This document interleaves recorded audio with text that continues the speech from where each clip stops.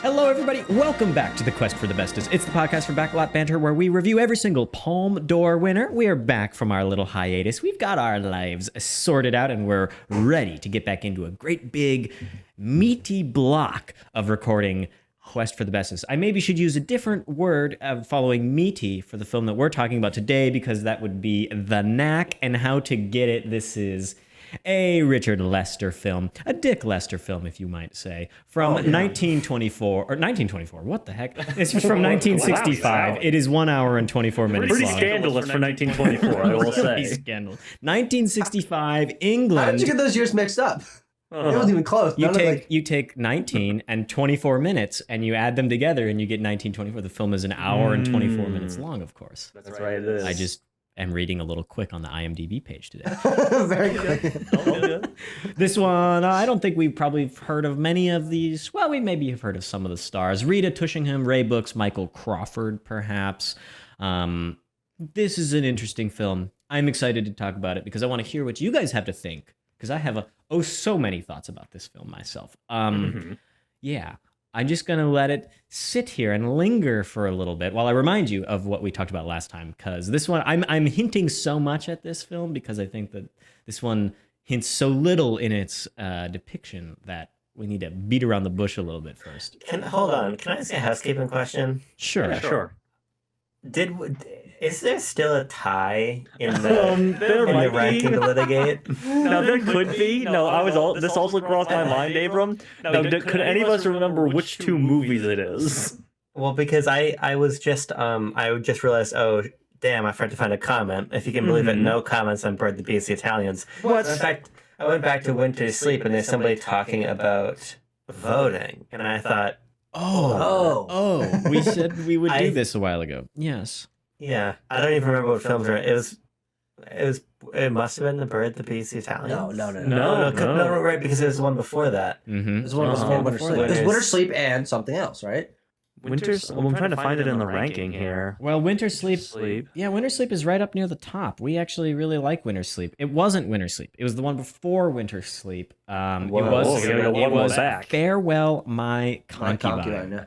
And The Pianist, that's what it was. It's Farewell, My Concubine and The Pianist. Mm-hmm. We're still waiting on we haven't stopped. No. We're not going to push it back another week. Let's settle it right here, right now. What's going on? Pianist or Farewell, My Concubine better? Pianist, I'll say it. I think I was saying the other thing on the episode when we reviewed that, but I'm thinking about it right now. I'll go Pianist. If you ask me right now, I would say Concubine. I would say Concubine as well. All right. Okay. A choice has been made. We're gonna, before I've even told you what happened with the Birds, the Bees, and the Italians, we're gonna readjust. Quest lore has already been made. Yes. Farewell, My Concubine is going at spot number 8 on the list. And now let's do some review of some film that we don't need to do any math about because it's at the last place, and that would be, of course, squarely at the bottom. Squarely at the bottom. The Birds, the Bees, and the Italians. It's actually only 0.3 below the one above it, but 3.2. Spot number 49 on the list. Not a good showing. We did not like that film. Will it have many of the same problems as the film this week? Very interesting. Very interesting. We shall see. It is interesting. Yes, it is. I mean, these two films won back to back. These are back to back. What's in the water? I don't know. A lot of lead and not enough fluoride, I'd say. Something called the Sexual Revolution. Ever heard of it, gentlemen? They put sex in the water. Yeah, they did. Before we get to that, Abram, did you find a comment, or should we just motor on through and just get right to the movie? No. I didn't find a comment. Okay, we got to do some comment. We're resetting it. This is a new age for Quest. We took like a month and a half off or something crazy. Yeah, it's one of our longest breaks, but also this is going to be one of the lowest viewed videos. So who cares? Tucker, you never know. You could have set that up with the Tin Drum episode. That's a great point. Look how foolish you would be. Mm-hmm. Do not look at retention statistics on any of those videos. This one you can actually watch if you, like everybody else in America, has an MGM Plus subscription. Like I know everyone. This has is on that. MGM Plus. MGM Plus, baby, The Knack and How to Get It. Tanner, since we're here, what happens in this freaking movie? Oh well, Timo, I'm so glad you asked. This is a film that is set in 1960s London. It concerns primarily three or four characters, actually. I guess I should say.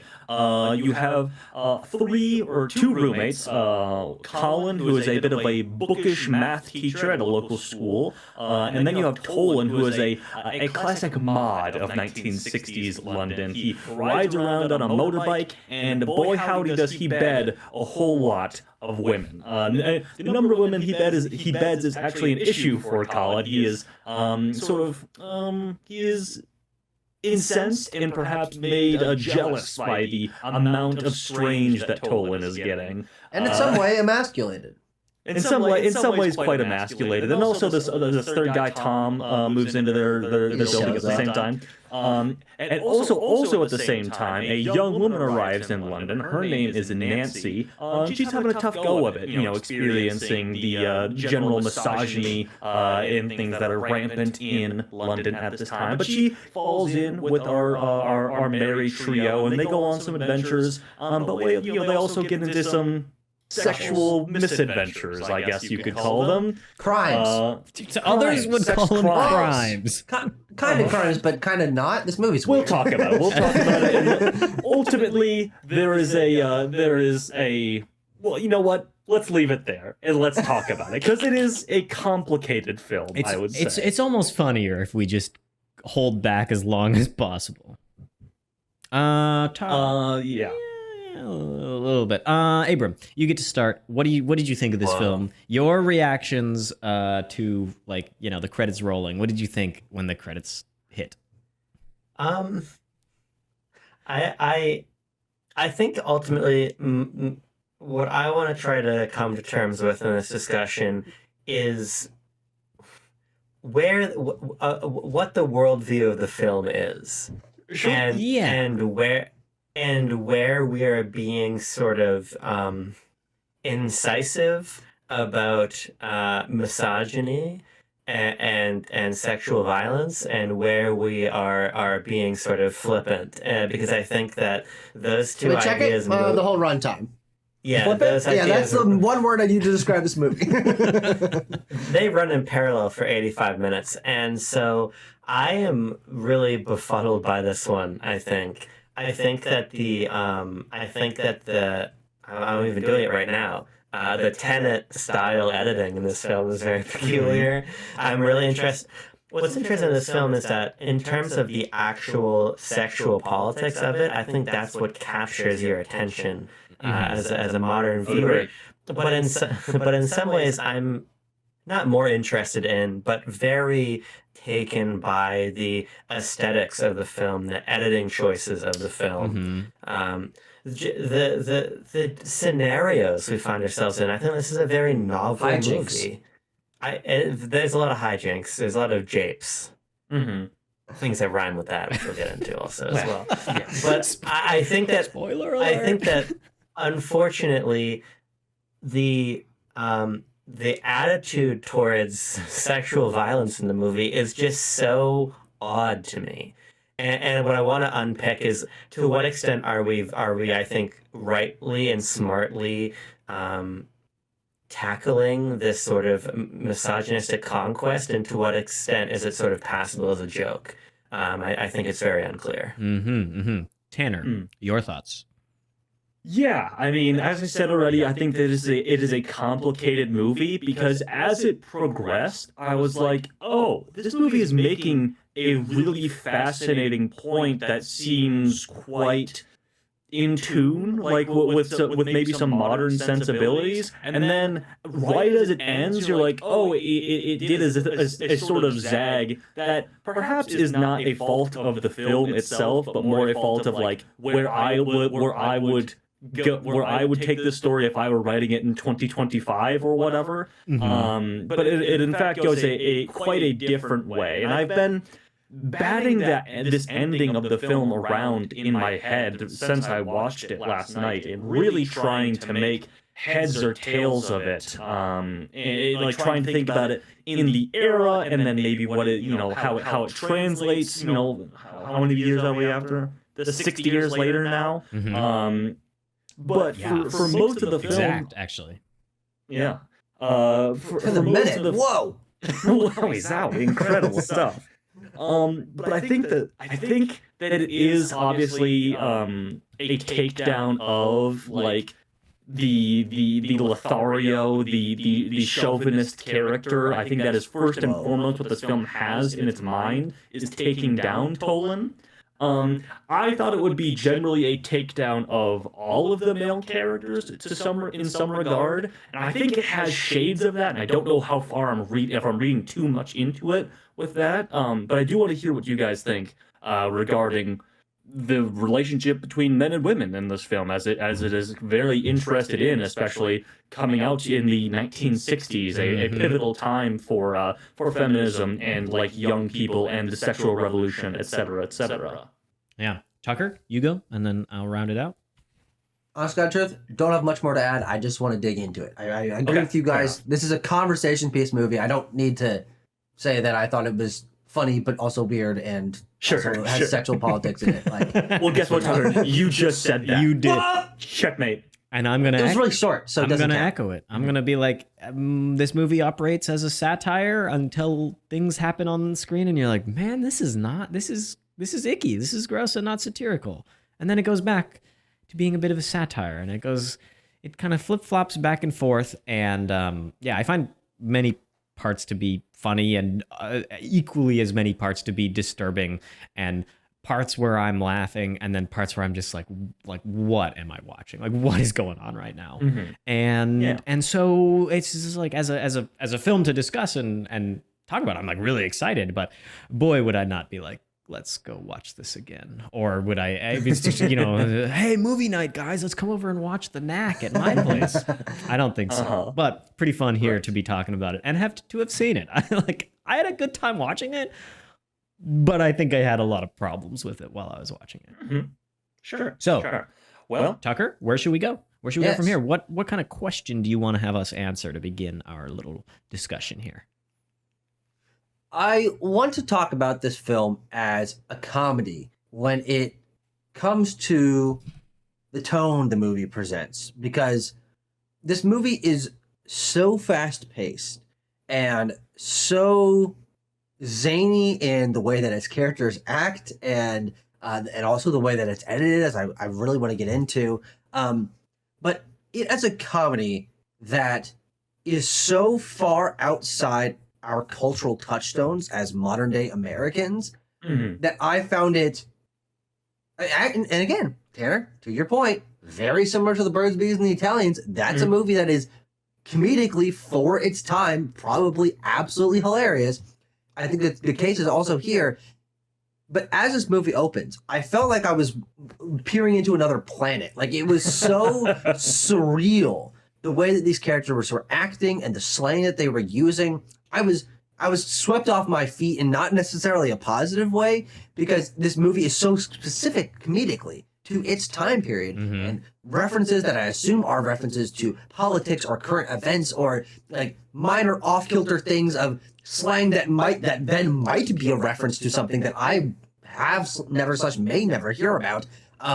It was very culture specific, and I found that interesting, but I also found it incredibly disorienting for the first chunk of this movie. I do think the movie, once you kind of understand the scenario and the set of characters, I do think it locks into its own speed. And I was very much able to appreciate more of the physical comedy and the editing comedy that I think comes in the middle chunk, which is by far my favorite part of the movie. But as a comedy, it starts off in such a weird place because it feels so alien. And I wonder if you guys had a similar experience to that. Well, the beginning to the film I thought was pretty striking, and at least in a tone setting way, in where we have this sequence over the credits that is actually such an arresting and well-made silent film sequence that I was not paying attention to the credits.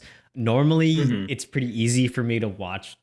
We have a nice montage, or it's like if we're gonna cold open on a credits sequence like this film does, I actually think it's a it's a very well done stroke of filmmaking to make this opening sequence like so evocative and so full of story, despite no dialogue. And essentially what we're being told is about the all these women lining up to outside of Toland's door, and they want to get to him. And then when the sequence ends, because I think, as a good credit sequence does, we as viewers know the credit sequence ends a little bit before it does end because of the actual credits. And so then it ends and we cut to Colin and he's like, no, that's an exaggeration. That's not the truth. That's an exaggeration. And we're immediately put in our mind both that the film could show us things that aren't real and that the characters can lie to us because it could either be an exaggeration or it could be the truth. And no matter what, it reveals Colin's mind state. And so we're right off the bat in this kind of insecure guy mind. And clearly we see the entire conflict that we need to know before the movie has even really started. It's all set up in this credit sequence. And it's pretty funny if you're just going to look at it from a very outside of, let's ignore that there's a ton of women and why are they lining up to be with this guy, and okay, well, we're going to investigate this whole situation during the runtime of the film. And so right here at the beginning in our Pixar 8-step story circle, but here is the world as it is, and now let's get ready to turn it upside down and have some characters figure out some stuff, or as it might be. Yeah, as it might be, but it doesn't matter if it might be or it is or it isn't, because in the eyes of Colin, this is how it is. And we could be shown that Toland could be getting 2 or 3 women, and the difference between the 2 or 3 or the 2 or 300 that are shown in the opening sequence, I actually think is irrelevant to the mindset of our characters, and then which leads them to all of the actions that they take in the film. Mm-hmm. Yeah, I also really liked the opening because I think it establishes that the film is, as you're saying, Tucker, it's very regional, it's very specific to British slang, to British culture. And the time period, I would add. And the time period. The mod and the rockers, they say this, the old people say it over. Mods and rockers. Damn mods and rockers. Put that in your mind. Right, there's this intergenerational conflict that is present here. But I think, moreover, it sort of creates its own, as you're saying, Timo, its own logic for the world that exists outside of this moment in London. And so, also, to be fair, I worked for a British company, so British slang, even though a lot of this was foreign to me, the idea of the wit and pace of British conversation, it didn't strike my ear that oddly, just because that's my life. Unfortunately, gotta hear all these things. But I think moreover, I like how the film operates outside of its particular context. I think that it introducing this house in the way that it does is very key. This house that is a very strange space. It's this narrow, multi-floor location, and it's tight, it's cramped, and there are these women who are being shoved like sardines back and forth around a staircase. If there's one thing the British love more than beans on toast, it's forming a queue. And oh boy, they love to queue. And in this scene, they go crazy. And so we have women inhabiting the space. Later, there's a lot of physical humor and plot complication to how doors are being blocked, who's on the stairs, it's very relatable conflict. Honestly, living with a bunch of other 20-somethings in my own cramped apartment. And so I really like, as you're saying, Timo, the way that we establish this space as something very singular. And I think, to your point, Tucker, taking this as a comedy, I think there's a lot of comedic value in the architecture of the space, in when we have to go through a window, in lifting the window that has been frosted over with cleaning solution that never wiped away. Yes. I think that there's a lot of texture to this building, and I think starting us there and introducing us to the constraints of it is really smart insofar as that really dominates the entire narrative. It's one of the main sets of our film. Like we spend a lot of time in this house in a couple different rooms. Otherwise we're in the school most of the time, you'd say. Well, we're only in the school, I think, in one of the opening scenes, which really, I guess, codifies it and motivates Colin to sort of, take this action and try to be a student of Tolan in his sexual The conquest. teacher becomes a student. Yeah, and Tanner, what is it that inspires him to use more modern, Well- to become so horny, if I may add modern language to this? Well, So Randy, if we're going to use their way. Exactly. Oh, I was Randy dog. I was especially watching this movie like, yeah, that's just Austin Powers, huh? Like the time Oh my god. period Okay, and the yeah. Like language actually, and the I think this horniness. is an important point. Is this, in my mind, this is like the prototype of Austin Powers. Tolan's It character. seems to be 30 years later. Yes, 30 years, a like foundational text. like a yeah. foundational text for the character of Austin Powers. Yeah. Yes. Oh, yeah. absolutely. But anyway, Colin is and teaching James Bond. his. And James No, Bond. James Bond I think, preceded I this. think Connery was No, Bond. my point is that James Bond inspired Austin Powers, Oh, I think. You I see you what you mean. combine Doctor No and this movie, and you get the spy who shagged me or whatever. The international man of mystery. Yeah. Anyway, Colin is at his job. He is teaching a room full of young schoolboys, probably like 12 years old-ish. He's teaching them mathematics. He's droning on, but all the boys are distracted by the girls outside playing.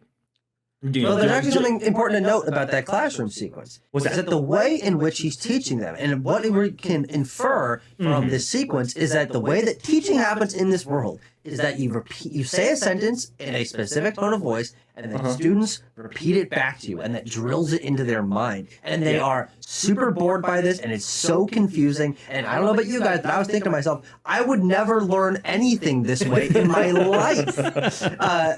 But it is important to note that because that is then morphed in this Yes. scene that you're getting to, where It's he interpolated. does that same studying fashion when he's trying to learn that from Tolan. Tolan, yeah. And then it's also throughout the movie in these fun little inserts, Yes. kind of like fourth wall breaking insert moments of a line being repeated in a group of school kids repeating it Yeah. back, which thematically I think is actually kind I of think it's- awesome I and think one of the it's most very good. interesting It's very good. very good. thematic choices in this movie, because then it's like, oh, this is how the boys are learning to be misogynist sex freaks, is Yes. because they are parodying it, they are internalizing it just like It they is would in being school. it just just gets passed down from generation of men to generation of young boys, Yeah. much in the way that everything good in this world is. And it's not even passed down Being- outside of of the course. classroom. It's like we are shown that it's literally part of the education. And I think we can interpret this as somewhat real, somewhat not. I think the metaphorical value surrealistic. of him being the student repeating back the phrases to Tolan, but also I think that you're reading of the value of like just like, let's just read it that what is happening is literal, that he hears a good phrase, he thinks it's useful, he uses it in his own life, and then he goes into the classroom and he teaches it to the boys. Equal, I think both of those things could be equally like what is really happening. I don't think it matters. It's good either way. But yes, the passing down, that's an important little it makes this movie so Yes. cloudy in its mean, themes, because otherwise the movie is just like, yeah, let's fuck. And like that's what the theme is. And so you're like, Well, let's get to it. We gotta continue to work through the movie though. we got to build because up to it. You're right. As the young boys are distracted, so is Colin. He looks out the window Maybe and more so. sees himself. He also sees a group of like adult men on the other side of the fence, also leering at these young girls, these like school children. Who, by the way, are not doing anything explicit or sexual, or not dressed in an explicit or sexual way. Uniforms, They're just like basketball. in skirts. Yes. Yeah, they're just like playing in the courtyard. He also sees himself amongst this crowd of adult men who are leering at the schoolgirls, and then we go into like a teacher conference sort of scene wherein he is like There's incensed beef. that these girls were playing outside and that they were distracting his boys or whatever. Like there's certainly some stuff there about projection and things like that. One of the teachers also compliments him on his ability to his aim at throwing chalk at that one boy. Which I Well, found, that teacher has a whole bit about how awesome it is to like torture your students when they do something bad. we've reviewed the film If for this series. We know how and the best intentions and the British boarding system. Yeah. So as I mentioned, this episode seems to motivate Colin to basically decide that I must learn from Toll. I must learn his ways. So he's not goes gonna home. he's not gonna deny how horny he is no longer. He's gonna accept that he's really got to get it on, but he just doesn't know how. Doesn't know. He doesn't have, of course, the knack. Protein in his diet. That's a good point. I mean, this whole sequence that follows down at the pier as like Tolan is inexplicably getting ready to go like boating while taking some women water skiing behind him is quite antic. It's quite funny, right in tune with the comedic stylings of this entire film. As Colin is jumping around, teetering around on the docks, nearly falling into the water, taking furious notes like he has to eat more protein, like twice as much protein as the average person. It's all about the Doesn't matter food. what kind of meat, the same protein in every slice of meat or whatever. It's all about the food. It's all about the diet. And then he like accidentally gets dragged out on some water skis and falls into a lake or whatever. In a That's the River very Thames. like slapstick kind of. Yeah. I honestly felt that the content of the scene and then the things that they are like doing in the scene weren't at odds with each other, but just did not need to connect at all. Like it's like, okay, and then because we've been doing, because the reason why he gets wet and gets in the goes water skiing and fails at the end of the scene is simply because we've been talking about water skiing and showing this in the scene prior. Like it's a little bit of a little shoehorny for me in the kind of setting up, and it's just like, and is it the only example of shoehorny action in this film? No. As someone who just recently watched Superman 2 and 3, both of which are credited to be directed by Richard Lester, there's obviously the Donner cut of Superman 2, et cetera, et cetera. But like, this is just his deal. This is just what he loves to do. He loves this sort of high antic sort of physical comedy, like people getting into shit on the street or whatever. The entire opening of Superman 3 is like a car drives over a fire hydrant and a guy is like drowning in his car because his car is filling up from underneath with water, and like an old man is getting like, he's walking under some scaffolding and like paint gets poured on his head or whatever. This is just stuff that Richard Lester finds funny, obviously. Yeah, obviously. What's really interesting about this scene is that it's sort of, and the whole movie works to frame the relationship between men and women as a sort of skill to obtain, and creates this hierarchy wherein Andori. it creates this hierarchy where you have people like Tolan or Rory, as we come to sort of hear the legend of across the film, who have this knowledge, and that knowledge is Little knack. He has a little knack. little knack, people. And as we learn in that scene, it's something you're born with, but it's also something that can be learned. He makes a point of this, and I think that this is so interesting because I had made a joke in our group chat as I was watching that it's not that far off from a lot of like manosphere rhetoric of modernity. Yes. What about the bits? What about the bits with the straight up text on the bottom of the screen? Want to be dominated, etc., etc. Men must dominate. Women, not individuals. No, they say. all of them. And then they Yeah, talk about all of that's them. crazy They're sequence. like a domination. yeah.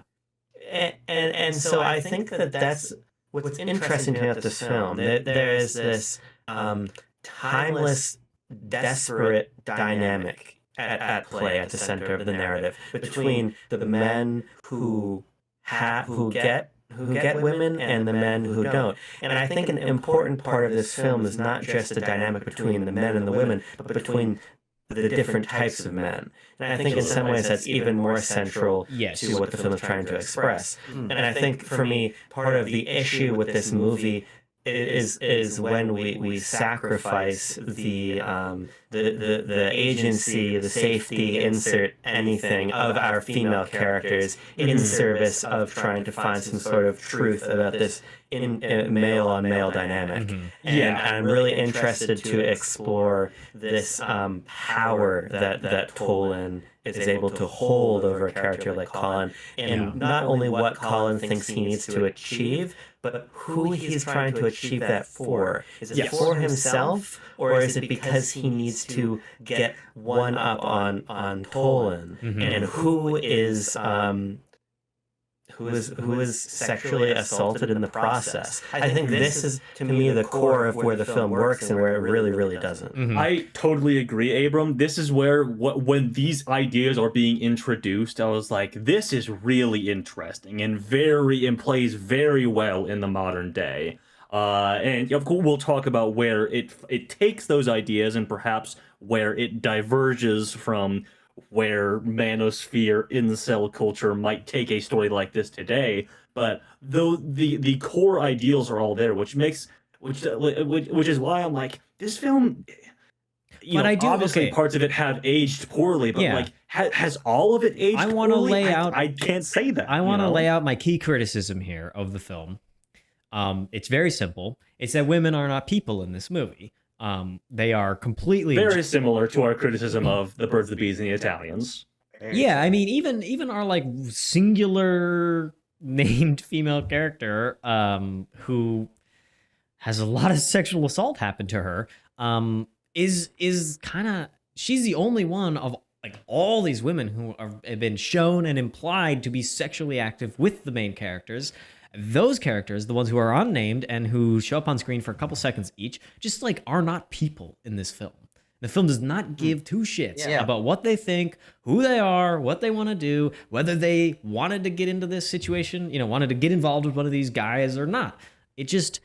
They're just like a flock of birds, ostensibly. Ostensibly, and it's really shown at the beginning in that credit sequence, but also throughout the film. I mean, you just have like lots and lots and lots of shots of a crowd of women, and they all have the same.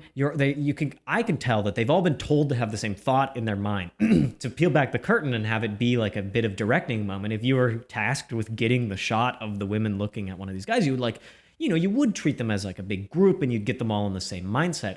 But then the effect of that on the film is that it's just like, I'm like not believing that any of these women are real, and that even the one that we do have is kind of not all. I mean, she's middlingly active and has a little bit of agency, but not all that much, and wants things, but is pretty much beholden to men in order to get them. And so that like the core of the film is rooted in this misogynistic view of women. But then we do add on top of that these ideas, I think these really psychologically interesting ideas of like, the male pecking order, basically. We could transpose this movie onto apes and it would mostly work the same and in the same psychology. Yeah. The interesting thing about Nancy, who's the only real female character of the film, is that you can kind of track the movie on a downward slope by how much agency she does have and the choices she can make and does make, because it starts off, we don't learn much about her, but she seems to have decided she's going to move to London, and she's got her stuff with her, and she's going out on her own. And that is a very defined character moment. That is a explicit or implied character choice of hers to move out here. She doesn't know anyone. She doesn't even have a place she's going to go. She doesn't have a job in mind. This is very much flying by the seat of her pants, trying to find a new direction for herself. And then there is also early on in her exploring of London, she's asking people for directions. It's some hijinks around that. She goes into a clothing shop because she's like, I want to buy something that makes myself feel good, whatever the insert mental thought is of going shopping at the moment. But it's a character choice. It's her active decision to go make a purchase for herself. And also within that sequence, I think major moment of decision in the movie for her is when she hears a man using a stock phrase that is used to lure women in, make them comfortable, and also lower their inhibitions so they make purchases. She hears this, she hears it repeating, realizes that it's very fake, that it's very stock, that it's very unnatural. This frustrates her, and she leaves, refuses to make a purchase, and also imparts onto the next woman who is hearing the same thing that it is fake, that she has heard it before, that this is not something, not a trap to be fallen for. That is a fall in for, I guess. That is, I think, the biggest moment of character choice for her in the movie, because after this, she's basically swept up with Tom and Colin. But that moment, I think, is interesting of that being when she really is like, no, I'm not falling for the suaveness. I'm not falling for this like honeypot trap that men are trying to set for me. I'm going to reject that. Well, I think that her agency will be perhaps most controversially talked about in the scene that we're all basically, beating around the bush, tiptoeing around. Yes. Exactly, and we will talk about, obviously. But I think if we're still sort of working our way through the passage of time in the film, as she becomes more involved with the men, yes, in their house. We just a little bit of a recap. Because the meat of the implications and the thematic material is in this kind of climactic sequence for Tushingen's. Well, I just think it has to be invoked now, because I think there's an important issue I have with the film, Tucker. I think you're very smart to point out that scene, but there's one detail you missed I think is really critical. She not only exposes this male salesman's tactic to the woman, she does it in front of the male salesman. It is a of course, direct confrontational moment, illustrative of her shrewdness, of her confidence in that moment.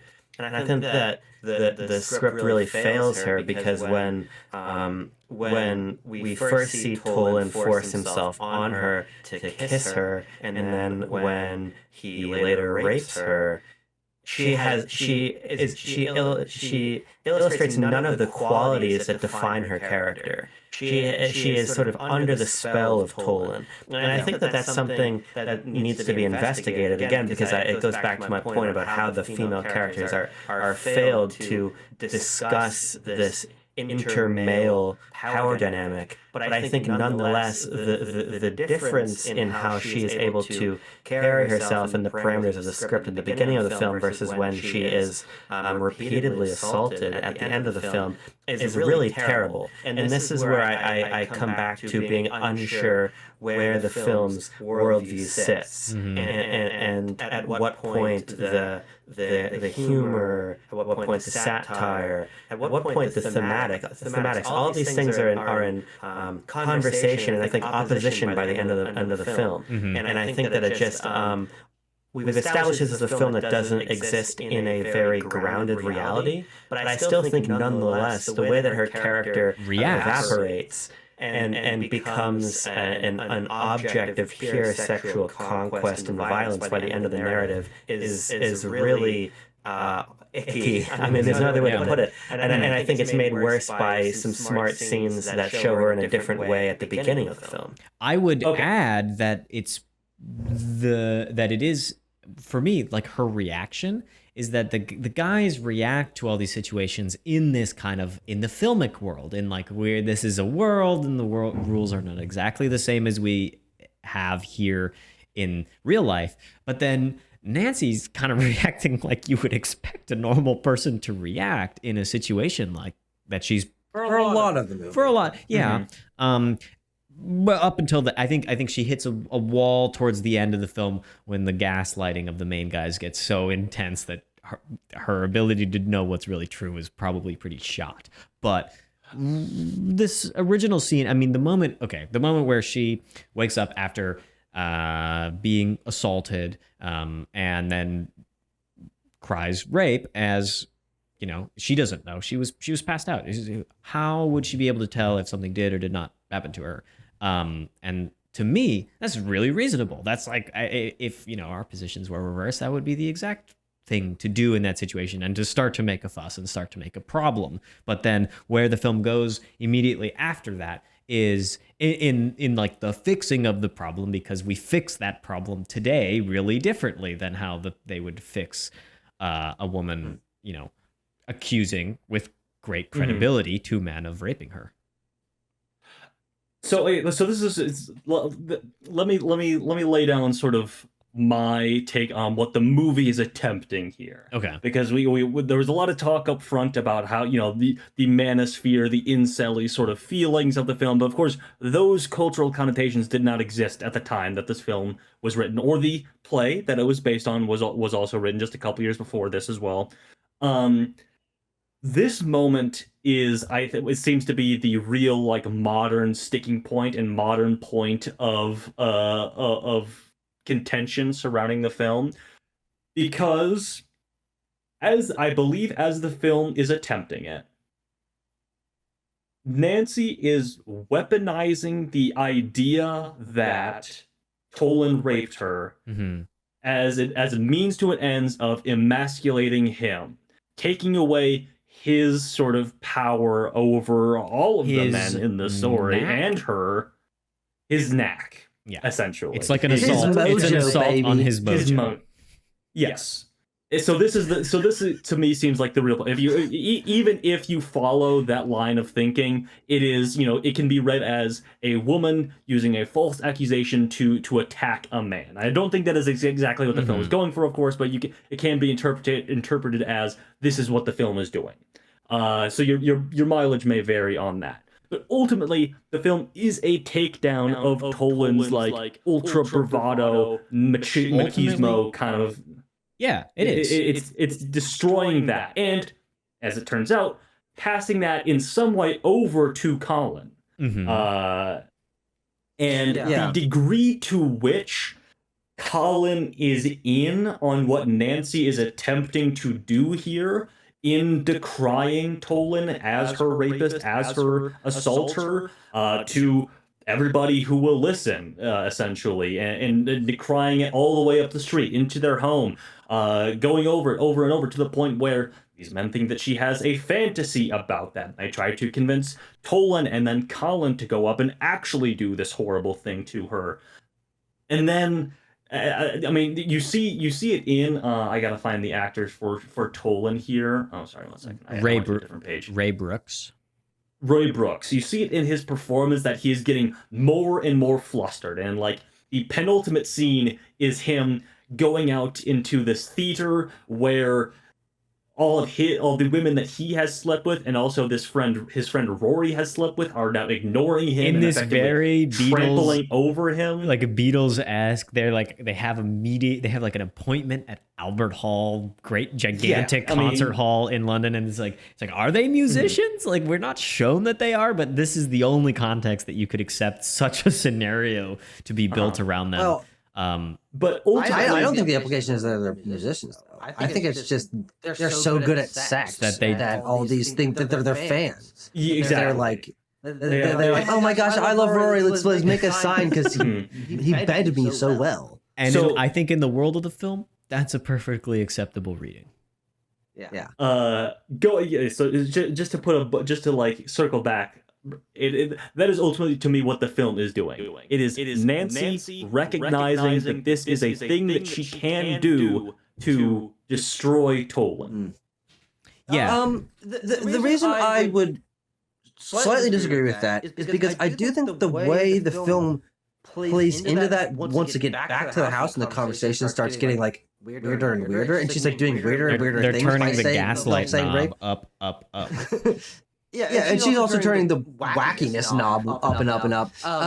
Is that I almost feel like this is like a play thing for them. It's hard to tell because she starts again becoming wackier and wackier with it, to where it feels like it's playing into this fantasy more to like make the men like feel titillated or like energized rather than like, because she's defensive at first, but then she's like playful defensive and almost goading them. Like there's this weird dynamic where she's stripping for them and like flashing them, like trying to get them to like play into it a little bit. And so for me, it feels more like this is in some way a realization of a male fantasy for them, of like being able to make a conquest even despite the situation. And that's why this is really weird, because that's where the movie ultimately ends.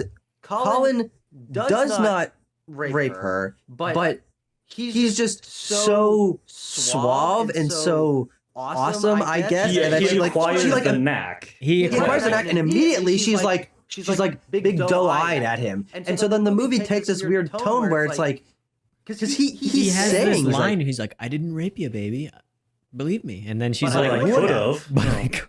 no, but I wanted to, I think it is. Or Yes, something it was like, that. But that's the suave seal the deal And line, that's- is that I didn't rape you, but I wanted to, and I would still like to.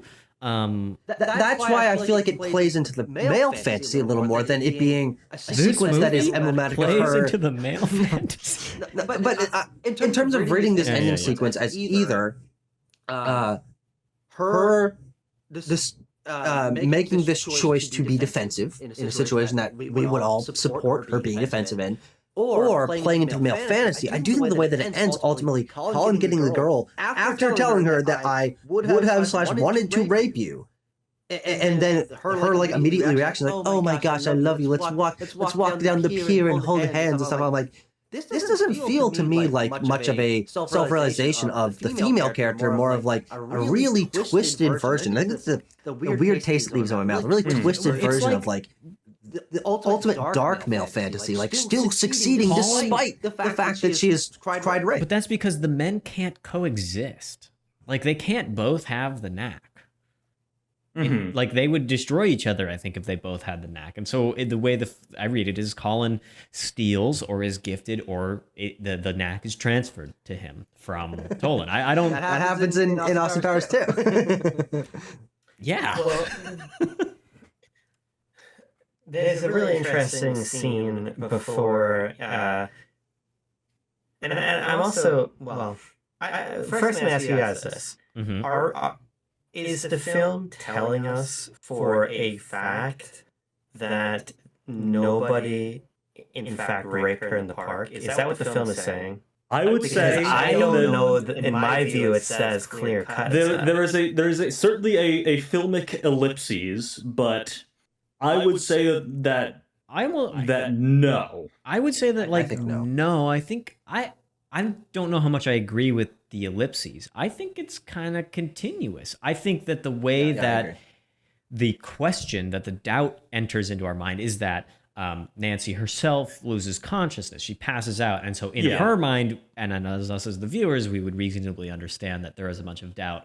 And that given the situation leading up to her passing out, and then the immediate, what she sees right after coming to, I think she's so reasonable in believing that she was really raped, when, the film is, and that then plays into this thematic idea of Nancy using this to her advantage then for the remainder of the third act.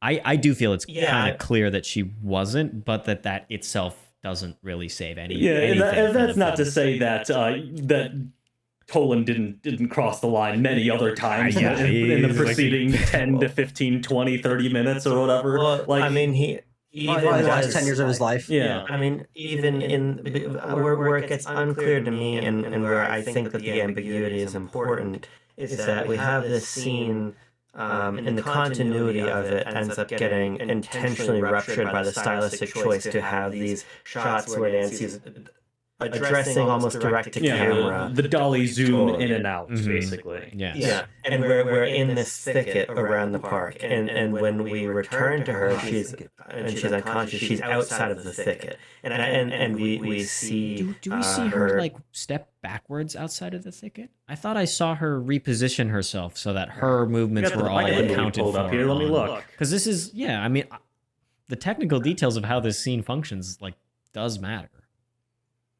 I think so, because there's Tanner's finding that the reason I bring it up is that we have this interesting scene shortly before where we're playing lion and lion tamer, and this is obviously a very sexually coded, dominant, submissive with the sequence. belt. With the belt, right?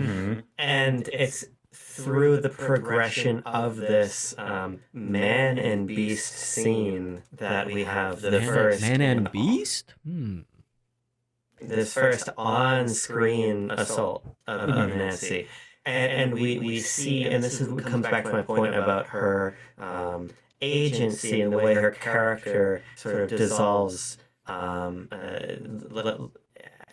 the back portion of the film, because suddenly this dynamic of master and animal is what defines this triangle of characters, because there's only ever one master. It can only ever be Colin or Tolan.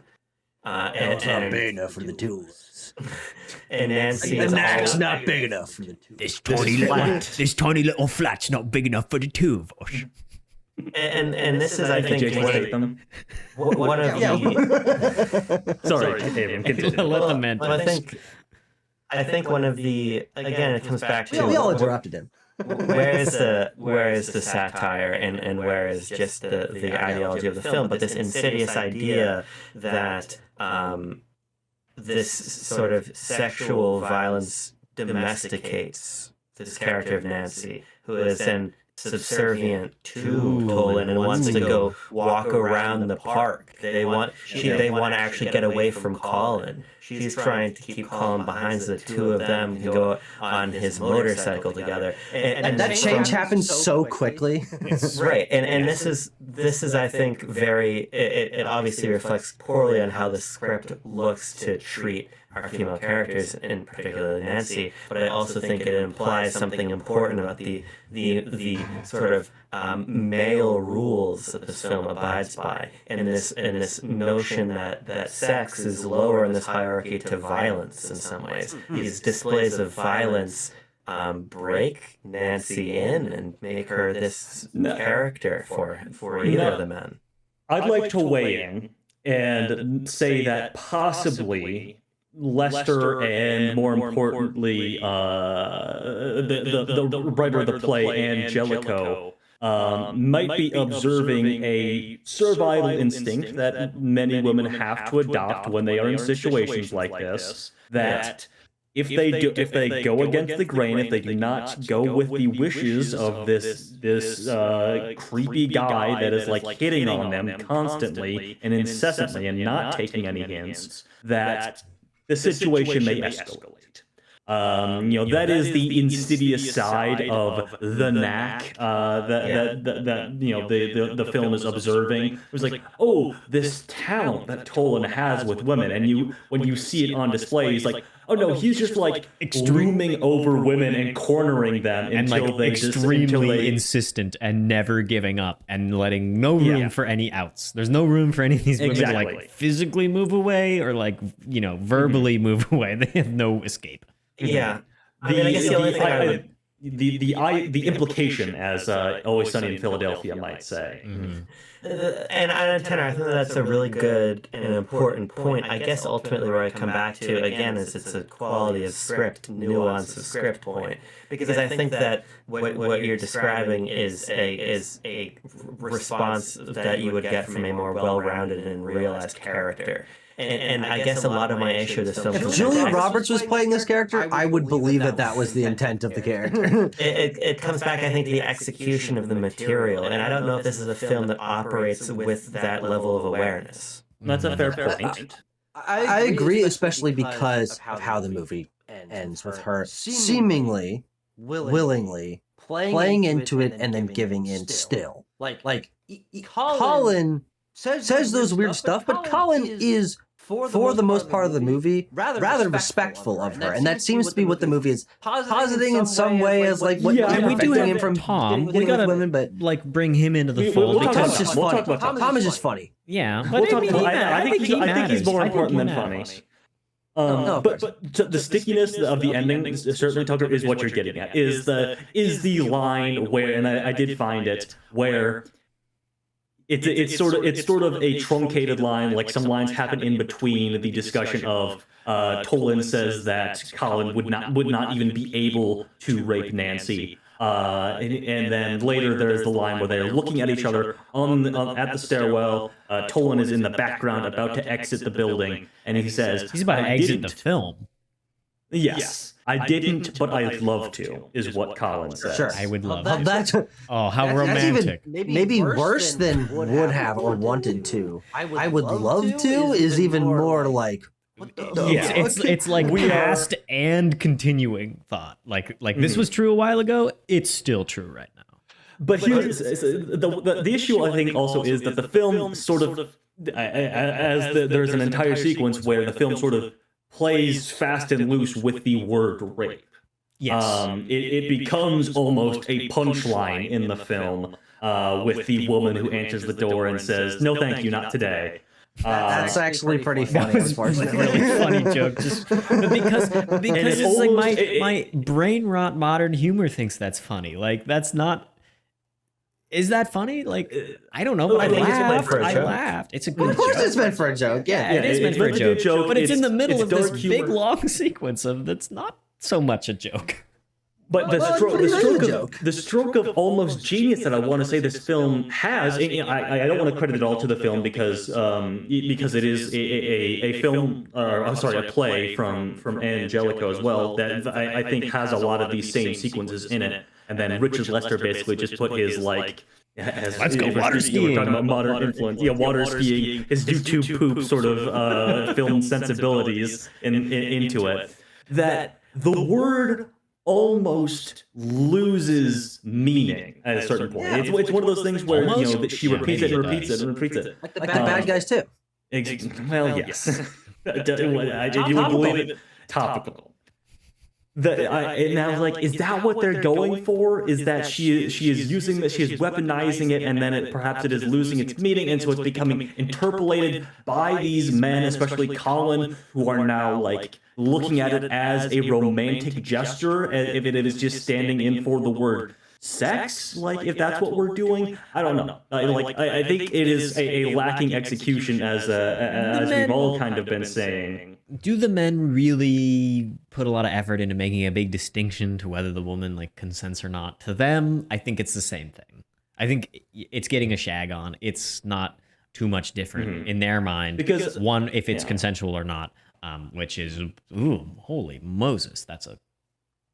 I also thought there was something pretty good and interesting in the fact that once this is happening, once she is, telling everybody that Tolan has raped her, that the men almost instinctively like group together. I thought that was pretty another like stroke of like, hey, that's in that very sequence. What do you make of the moment in which she's about to go up to the police officer and like spill it all out and like bring the law into this whole scene?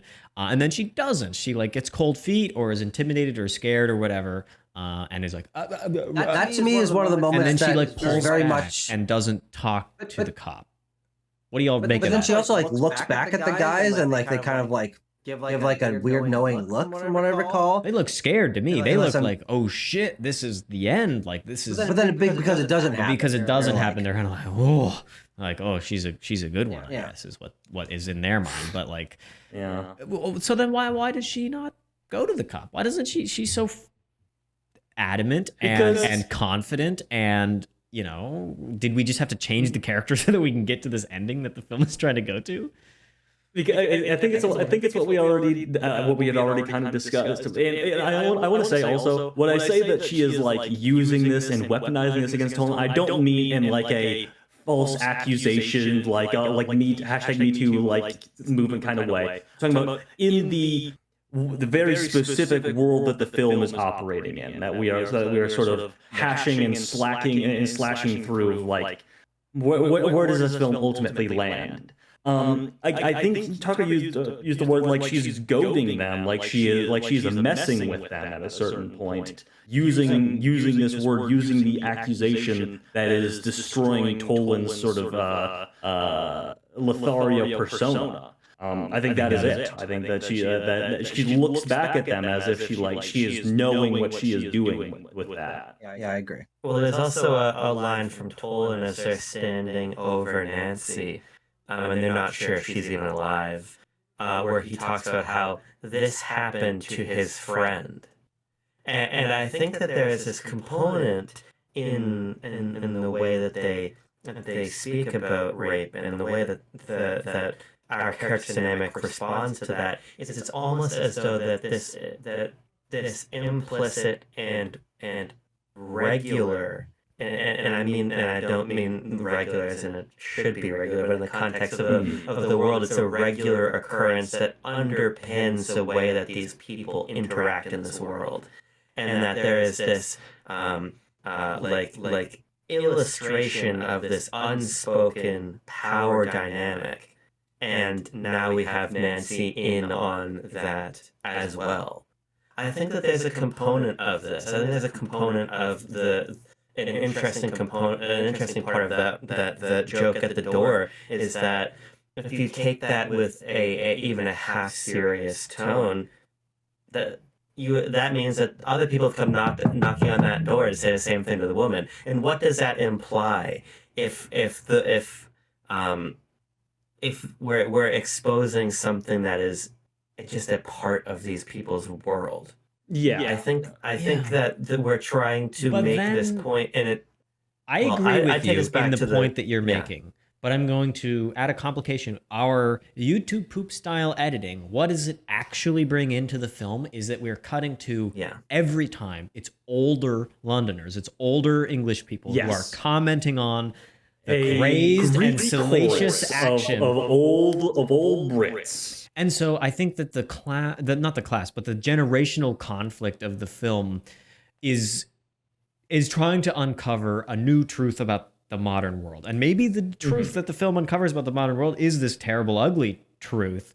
But I think that there is a point being made that the activities and that the proclivities of our youth, they're not all that young in this film, but they're youth. They're probably meant to be younger than they look, Yeah. honestly. Probably anyone under 30 in this time in London is youth anyway, so it's all, it doesn't matter. Yeah. But like, yeah, they're very different, and the film makes a point to be like, this is a deviation or an evolution from how our people were living their life beforehand, and what they thought was acceptable and how they thought, dating and courtship should be. And so there is a break. But yeah, it is normal. If we take that joke as literal, she's like, no, I don't need this. I've been asked before. No, I don't need milk today. Come again tomorrow.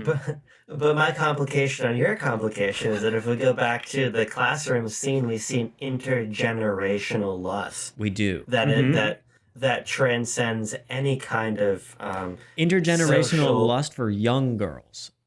Exactly. It's something. It's speaking to this like very fucked up, and if you take it in a modern way, this very fucked up idea that men are attracted intrinsically to these young. Somebody very young that we all know girls. and love said that was his alcoholism. Noted not alcoholic said that. I don't know who you're talking about. That would be the president of our country said. According According 17 and 18-year-olds was his alcoholism. Oh, I don't hear that. That's interesting. And so I think I wish more people knew about that. Wait, This is like, old wow. quote, Wouldn't make a difference, but- old quote, but yeah, I found about that. I Well, actually certainly think there are other old quotes to that effect. or drawn birthday cards and things like Correct. that. I think that actually our 2 points live in concert. Yeah, because probably, part of most my as we do too. Yeah, part of my feeling about the end of the film is that there is that something is being exposed or revealed about the way that men go and on conquest after women that has always been there, but is now being exposed and used by Nancy in some way. Yeah.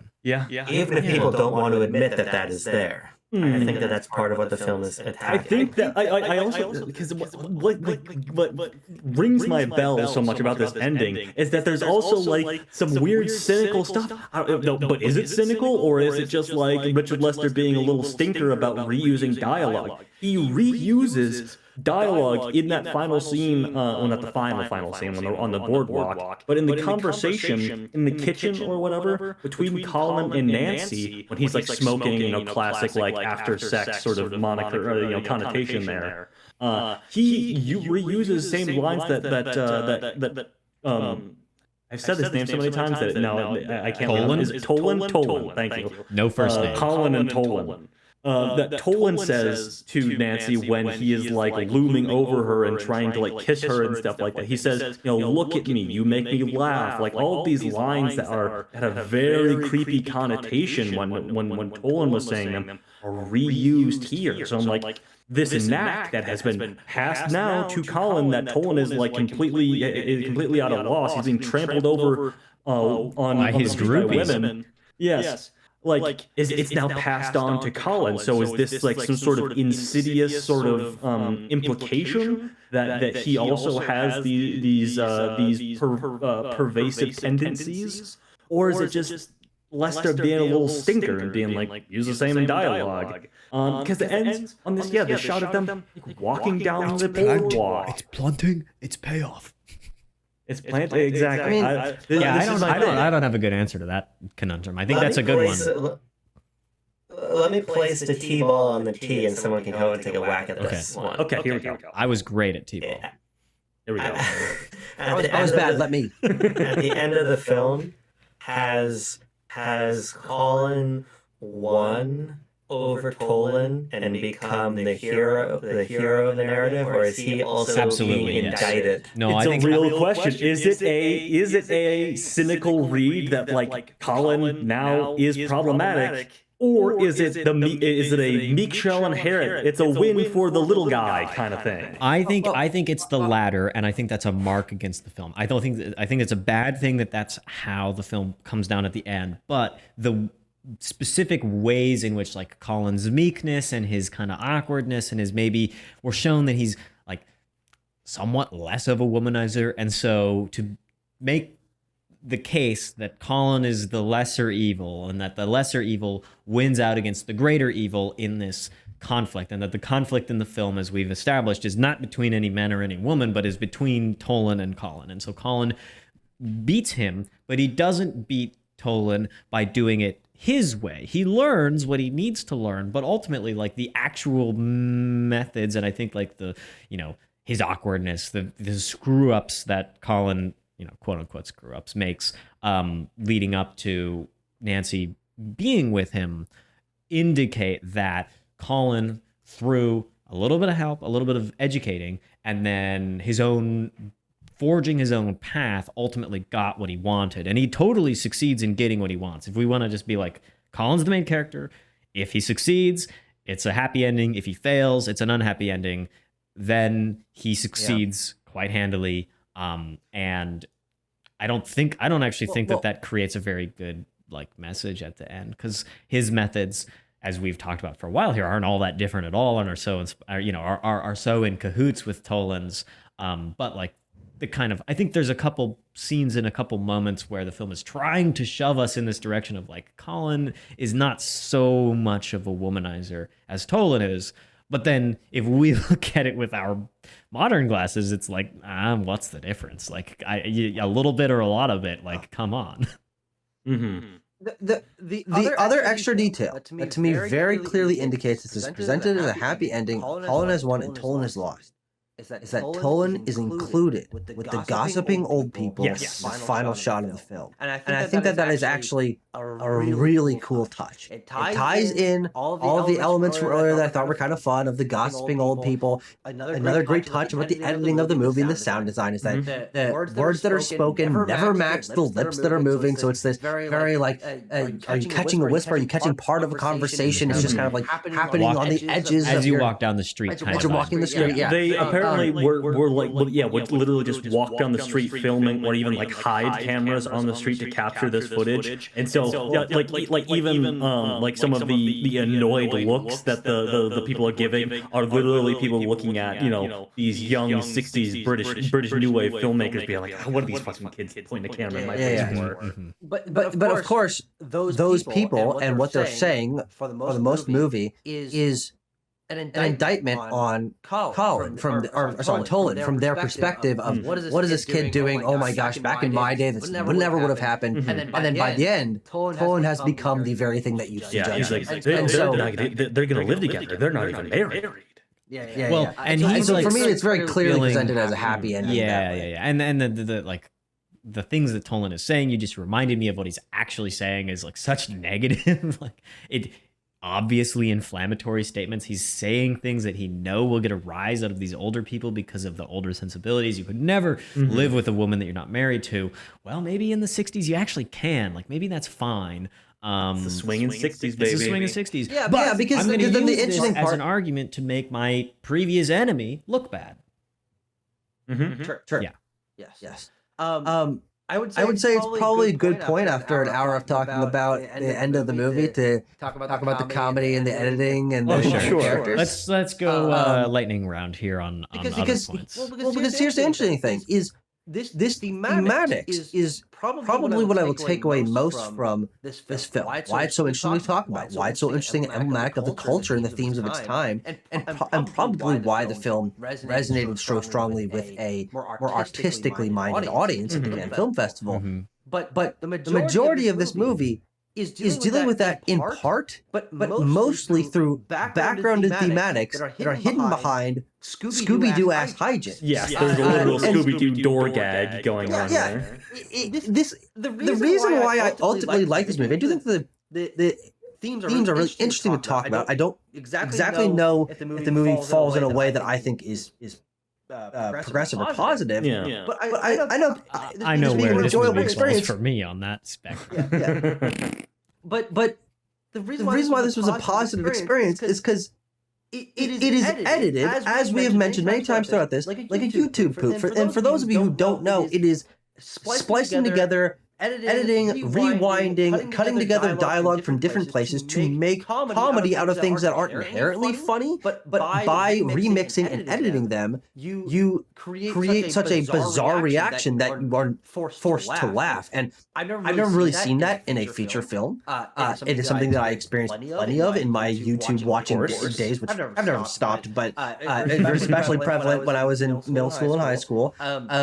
And it's so fascinating artistically to watch a movie incorporate these, to use them as comedic touchstones 40 years before I was born, and 50 years before the idea of YouTube poops were even an online thing. I think this movie's really funny, especially in this middle section of the film that, as I mentioned, I think settles into its own tone. It's before the weirdness of the rape thing has complicated your feelings on it. It's after I feel like the movie is so culturally alienating that I can't really understand what's going on. It's once Tom shows up, it's once Nancy shows up, and we have this funny little band of characters that are just going about the town and doing weird shit, like really weird shit. They ride around town. Are you telling me that you've never ridden a bed frame through downtown London? Is that what you're telling me? Are you telling me? And gone through a car wash and gone through a car wash with it and tied it to the back of a little sedan? Now that was genius. That was genius, I'll say. Tying it to the back of the sedan, great idea. And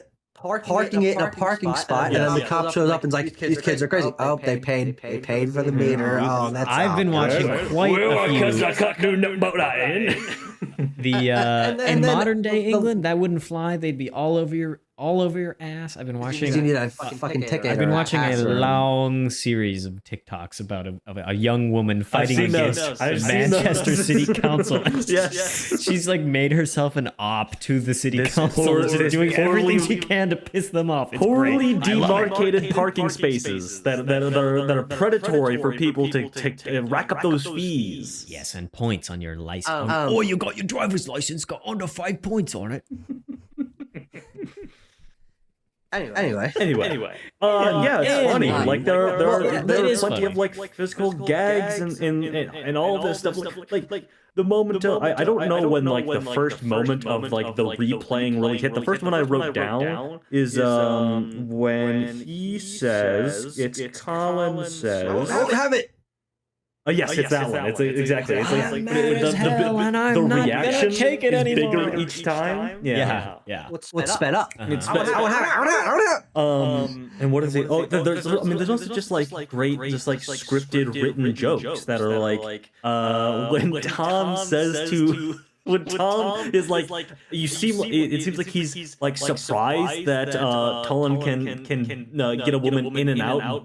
Blink to wink, as he says. Blink to wink in 10 minutes. It's like 10 minutes. 10 minutes. You can do better than that. And then he goes in an entire tirade about how it's the 4-minute mile, and then one day it's 4 minutes and 55 seconds, and then the next it's 4:50, and then 4:30, and then 4:10, and then one glorious day, 3 minutes. That is a great. Yeah. Yeah. Great written, great delivery. I think that the thing about this movie that I have very little qualms with is the performances, and particularly the physical performances of all of our core cast members. I think the pratfalls and the stumbliness and the mumbling and all these things lean into a really distinct sense of comedy that I found very appealing. Because it's so cartoony. This is a cartoon movie at the end of the day, especially as, and again, this is the movie falling into the rhythm that I really liked, as the house becomes weirder and weirder. As just Tom gets paints harder more, and and he just painting keeps, the walls he just white. keeps painting. He just keeps painting. And then the house is just like blindly white on every surface, and there's no furniture, and all the furniture is in the hallway, so they have to climb over it, and he has got a half of a wooden bar pegged onto the door, and there's a bed frame filled with things, so they have to climb over it, and like this becomes a house of fun, like it becomes a playground within the house for the characters to. I didn't want to trigger you from saying that, so I was holding back.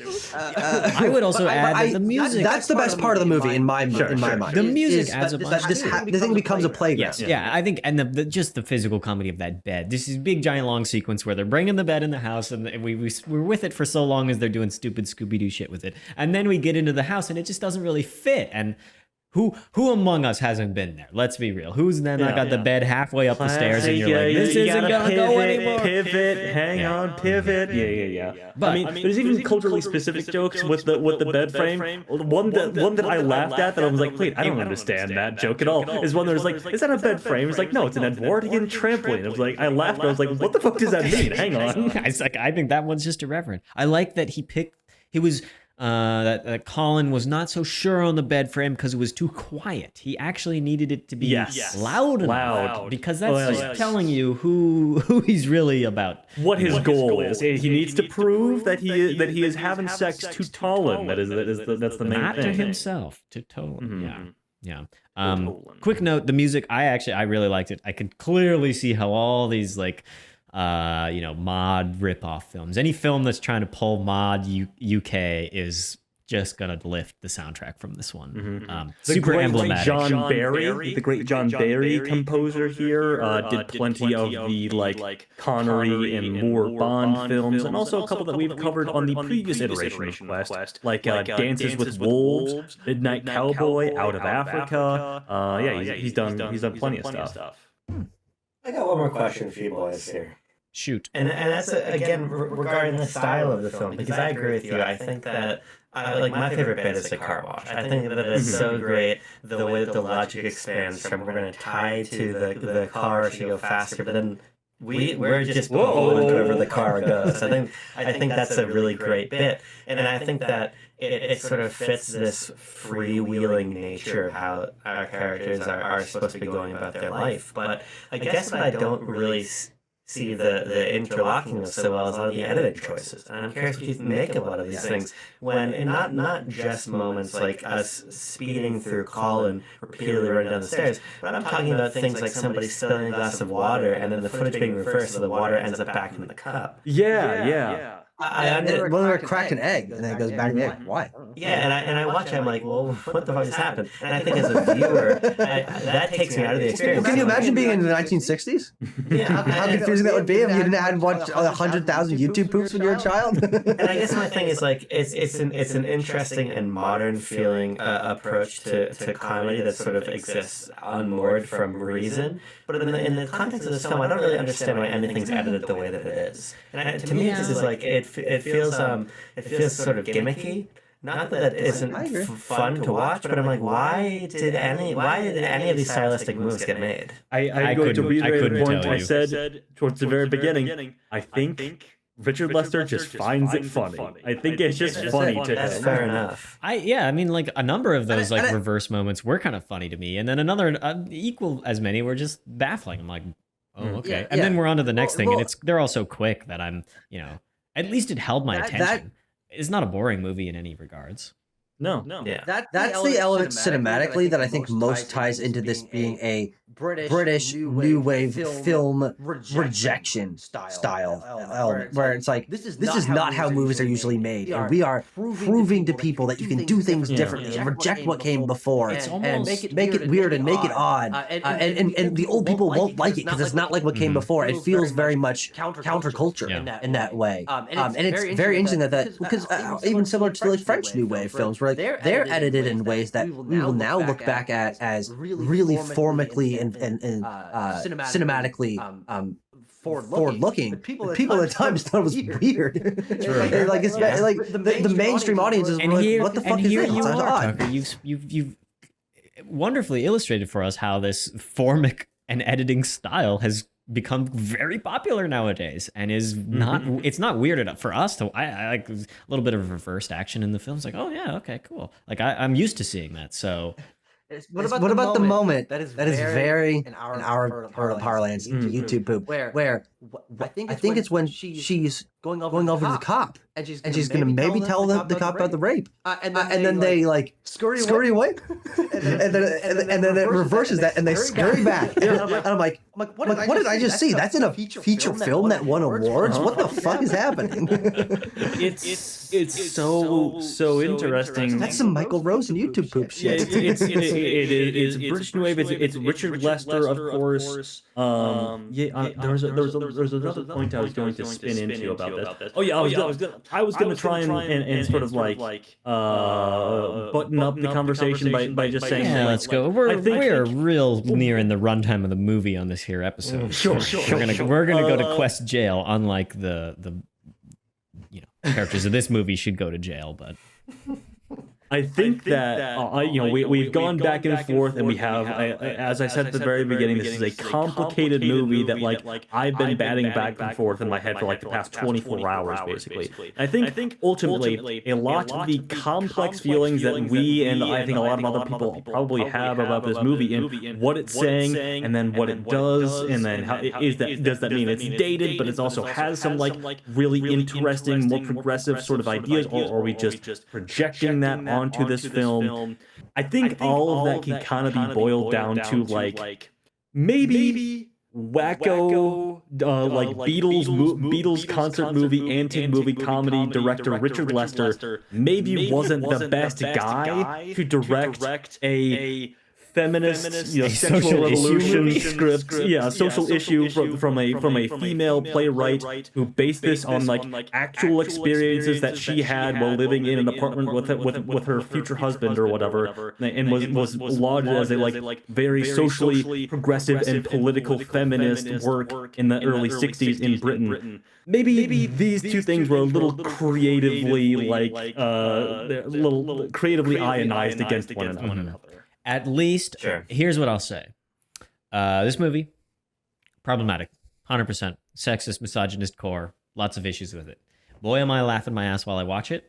That is an uncomfortable feeling as a man. You want to not be performative. I see all this horrible stuff on Twitter about the performative male gaslighter or whatever. Trying not to be like that. Trying to enjoy my movie and eat it too. But then I just have to be thankful at the end of the day. Because I really love Austin Powers, and I cannot imagine that movie, Austin Powers, coming out without this one having come out first. And so this one can be sexist and be rather woman-hating, and yet, if it leads to Austin Powers, it can be viewed. It can be viewed in my book. I'm not going to say it's all right in my book, but I'm going to say you can watch it. We should retroactively rescore every film that we reviewed thus far on how foundational it is for the Austin Powers trilogy. Yeah, okay. Wild at Heart? The Matai Affair. 5 out of 10. Silent World? 10 out of 10. 10 out of 10. Blue is the warmest color. There's freaking lasers on their heads. You think we would have gotten that if we didn't get the Silent World? No, I think they'd just shoot the freaking laser at the freaking shark and blow it up and film it. That's a great point, actually. Let's give this one a score. Tanner, would you remind us, or tell us, I guess we haven't been told before, who and what was this Palme d'Or Festival all about? Who is nominating this freaking movie? Why? Well.